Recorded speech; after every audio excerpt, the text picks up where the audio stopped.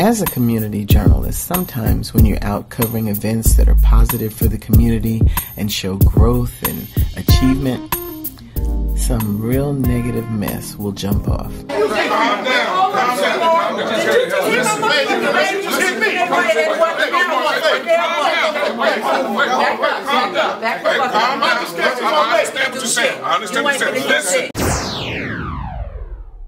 Thank God for Aquil Basheer and PCITI, which sends people into the deep of the baby mama drama and all the other violence we see in our communities to stop the violence before it starts.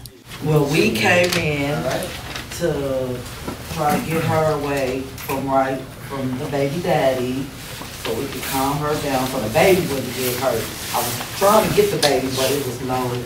And we observed it was domestic violence. We didn't know who the third party was. We noticed that it was between the mother and the father. We didn't know it was the boyfriend, so we sat back for a minute. He surrounded the group.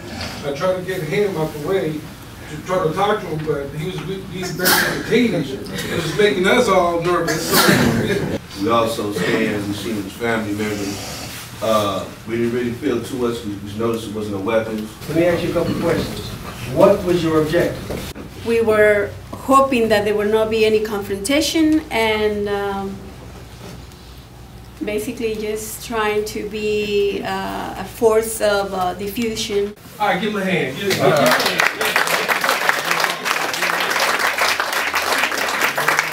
When you know them once, nah, it ain't gonna work like that every time out. Okay, let's be honest. But the point of it is, it might work. Well, the whole connection with the Sweden piece and the South Central piece, the way PCITI operates, we are a regional collaboration. What we do is we develop affiliations and associations outside of the comfort zone, which here for us is South Central. But we're in Washington. We've been to China doing the work, El Salvador, etc. If you don't build the collaborative network to move the process, you do yourself a disservice because it'll only work in your little neighborhood or your comfort zone. You've got to build the protocol to where it's replicatable and duplicatable, and people are operating almost like speaking the same language in different venues to be able to implore the work and get the success solutions that we're looking for. So what is this connection with Sweden? Well, the connection with Sweden, they came down about, it was back in 2009, and they were having some issues in Sweden, none like us, but they wanted to come and learn to try to get ahead of the problem. So they were told about us and a variety of other organizations, and they learned so much the first time they were down, they wanted to do a return trip. When they found out we were doing the training academy, they really wanted to come and partake of skill sets, operational structure, etc. What kind of problems could you have in Sweden? The problems are not at all at the same level as they are here in Los Angeles, but there are problems with I don't even want to call it gang violence because it's not in the same sense as it is here. Drug abuse and fights and different areas of town that are fighting against each other.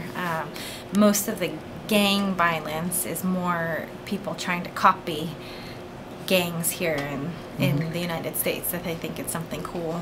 Where do you think it's coming from? How did they know to copy it? Media, TV, MTV, rap music.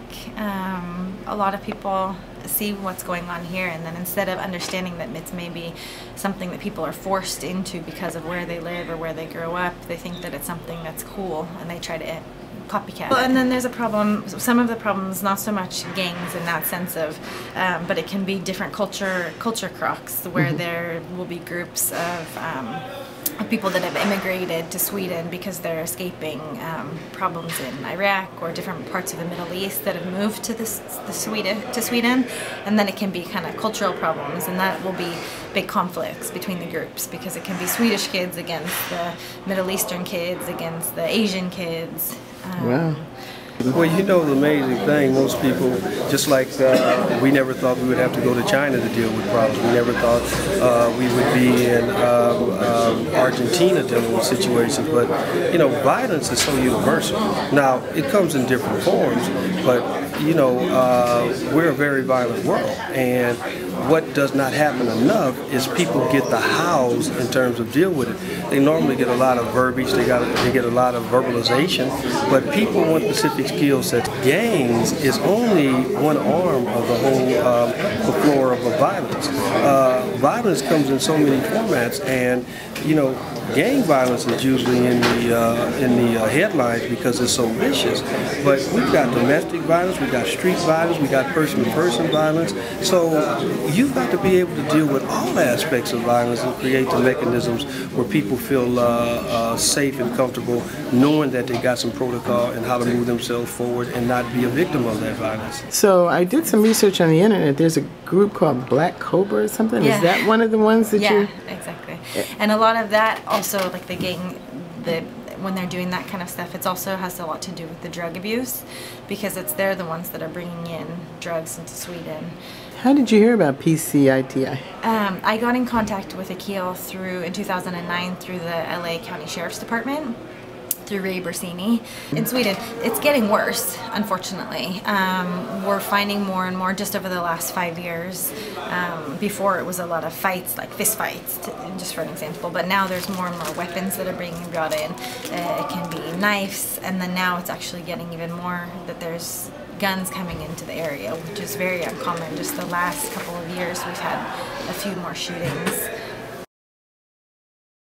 Now, how many people are with you, and who are they?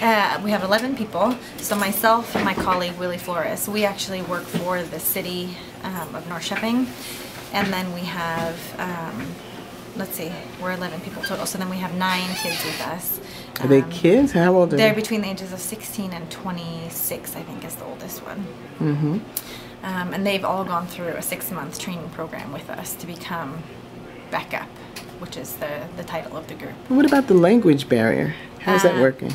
For me or for the kids? Well, you seem like you're from here, so you understand what's going on. You mean for them being here? Yeah, do they understand English? Most of them understand English. Some of them have a little bit, because in Sweden they start learning English from the third grade, and then all of the TV and movies aren't dubbed, so they have all English, and that's why there's such a big influence from all the Hollywood movies and stuff that goes over there.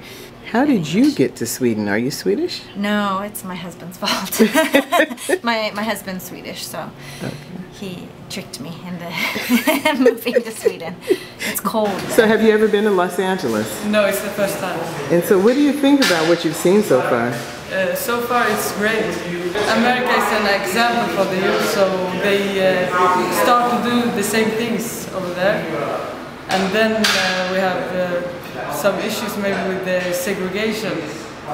So segregation of the different cultures. Different cultures. Yeah. We hope to learn and see how you work here, so we can take some of your ways to work and use it in Sweden and in Norrköping too, because you are more experienced than we are, so we can learn a lot here. We operate from the perspective of self-generation, self-determination, self-reliance. If it only comes from us and we can only do it, that defeats the purpose, because when we're removed from the process for whatever reason, death or whatever, the process dies. And unfortunately, that's so inherent in the black community.